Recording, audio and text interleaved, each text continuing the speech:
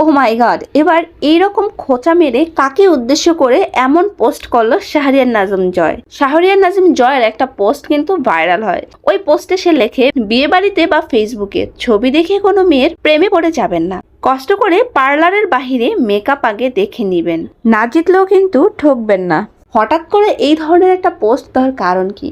তবে কি অপু বিশ্বাসকে এই খোঁচাটা মারলো? কারণ অপু বিশ্বাসের কিন্তু রিসেন্ট একটা পিকচার ভাইরাল হয়, যেটাতে হচ্ছে দেখা যায়, মানে এডিট করা পিকচারে দেখা যায় অপু বিশ্বাসকে আসলেই সুন্দর লাগতেছিল, কিন্তু সাংবাদিকের যেই ক্যামেরায় অপু বিশ্বাসের আসল ফেসটা সবার সামনে চলে আসে। এখন তো মনে হচ্ছে শাহরিয়ার নাজিম জয় অপু বিশ্বাসকে আসলে খোঁচা মেরে এই ধরনের পোস্ট দিল, যদিও সে কোনো নাম মেনশন করেনি। তবে বর্তমানের প্রেক্ষাপটে কিন্তু এটা খুব তার সাথে যায়, কারণ দিদির সাথে তার কিন্তু ইদানিং সম্পর্ক ভালো না। একটা সময় গদগদ সম্পর্ক থাকলেও বর্তমানে একটু মানে দা কুমড়ার সম্পর্ক চলছে তাদের। তো ভিউয়ার্স, এই বিষয়ে আপনার কি মন্তব্য অবশ্যই কমেন্টে জানাবেন।